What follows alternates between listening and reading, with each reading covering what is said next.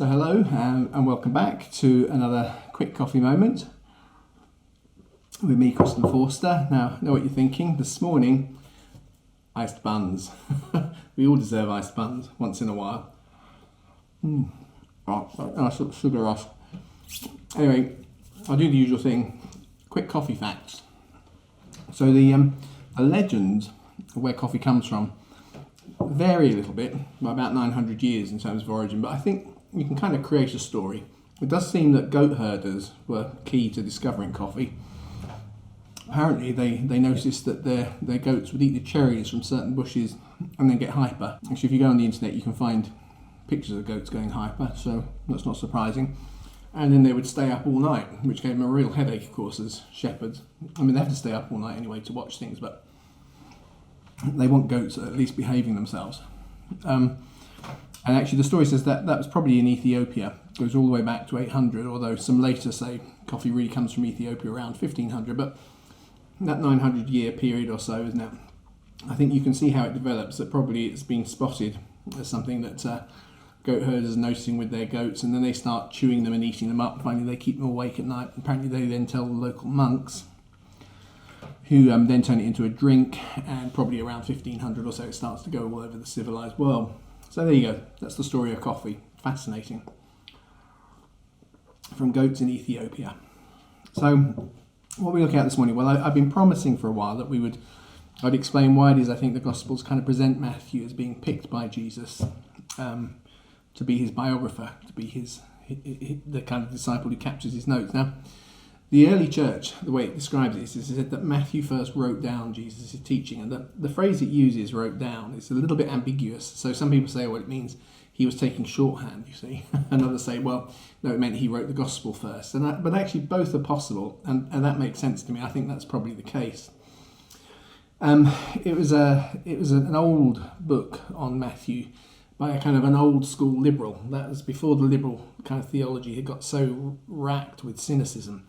But it just kind of took a slightly less, it took a more human approach, if I can put it that way.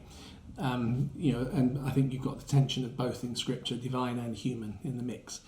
So, saying an older school liberal, I think it's Goodyear, his name is. He wrote a little book which I got a hold of. It's not an easy to read book because it's not really written as a book. It was just his lecture notes. So you have his lecture notes. So lots of the chapters cover the same material from a different angle. But anyway, the whole book was on Matthew, and he really draws out how, as we've uncovered documents that talk about how tax collectors gathered in the region of the world which included Palestine, particularly from some work done in Upper Egypt, which is quite close administratively. Actually, it sets Matthew up as being absolutely ideal to be the author of his gospel. So as an old school liberal who believed that Mark was written first, ignoring the early church testimony that Matthew was, he still thought that Matthew was the brilliant candidate for writing Matthew's gospel, because he saw the markers of the way in which administratively a tax collector would work right the way through the gospel, right the way from Matthew's breaking things into 14s, because that's one of the habits that we find that they had, was to break things into common numbers or see how much they can group them together and so on. So it's the kind of thing. But anyway, cut a long story short, one of the key things is that tax collectors are trained in shorthand for note taking. That shorthand, it took about 3 years to become qualified in shorthand in Greek. We assume that probably some of that was translatable into the local languages that tax collectors had to work in. Because one of the things we discover is that tax collectors had to be able to interrogate unhelpful witnesses in their natural languages. You know, if you go in to say, how much do you owe for tax? How many sheep have you got? You know, they may not tell you the truth. So you had to interrogate a household in the local language, and then you had to produce reports in Greek, you see. And you had to work for, so they trained you in shorthand, you took your notes, and then you turned it into the full reports, you see. So that really sets Matthew up as a good candidate. And then you mix that with the fact that certainly within the Synoptic Gospels, there is more text in the Synoptic Gospels that relate to the call of Matthew, although Mark and Luke call him Levi, not Matthew. He's only known as Matthew. But the call of Matthew actually takes up more text than the calling of the four fishermen. And we think of the four fishermen because they appear right the way through the Gospels. They do loads and loads and loads. Strange thing is, this character called Levi, who might be called Matthew, who is reported, actually we often, in our minds, we cut out how much of the text is actually related to him, because we reduce it all just to, so Jesus saw Matthew in the tax collecting booth, said, come and follow me, and we miss the fact that everything else around that, so there goes my phone, but forget that for the minute, everything else around that is also to do with Matthew's call. And the reason I would really kind of flag that strongly is because Matthew is not related. We hear nothing else about Matthew in any of the other Gospels. And that's a weird thing. Why spend so much time telling us about a character that we're not going to cover anywhere else in the Gospel? He's never going to pop up again. And of course, Goodyear's kind of argument was, well, actually it makes sense because he would be the kind of key reporter and he was a key figure, and that's why it was important that we knew a little bit about him.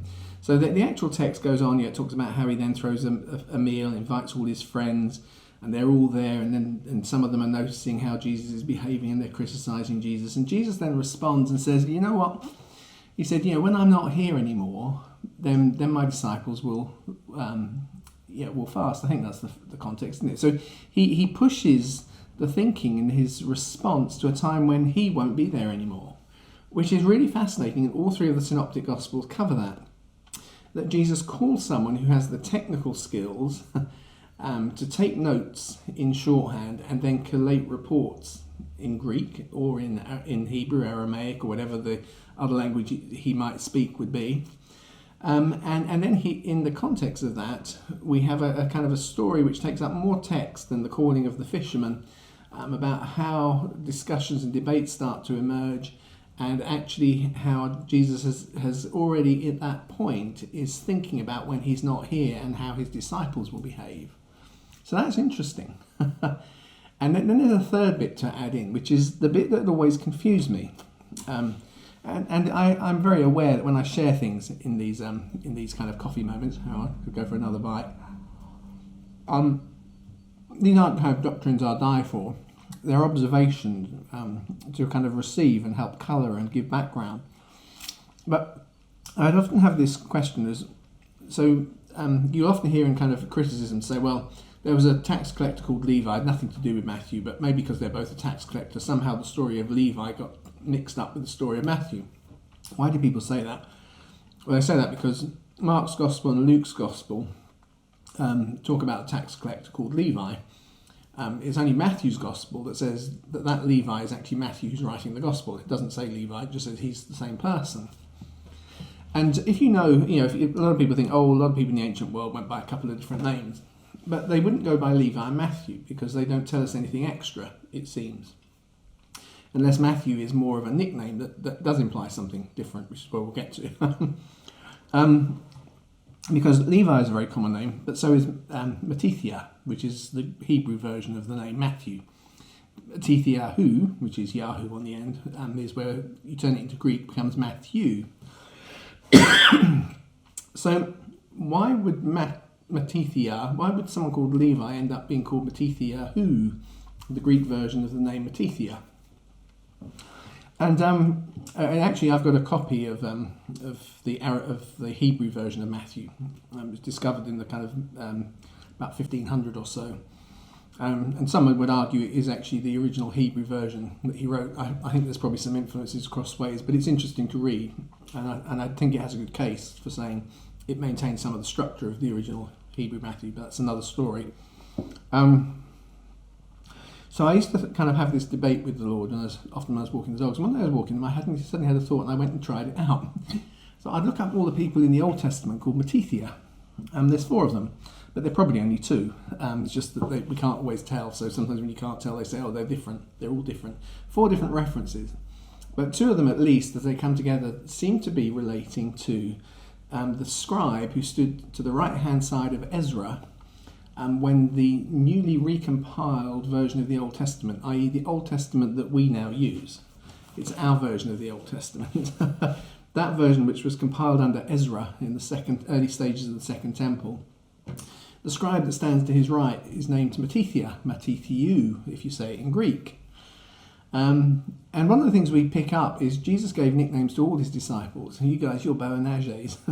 You're Peter. I'm going to call you the Rock. You see, and actually that was apparently nicknames are very common, and they often relate to something that someone wants to prophetically draw out of somebody.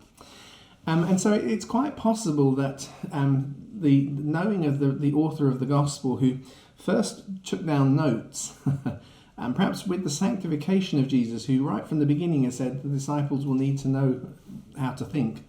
And when I'm not here, they will outlive me. My disciples will outlive me. They'll need my texts. So Jesus has set that up right from the beginning, and it's actually recorded for us about Matthew, a character who then does absolutely nothing else.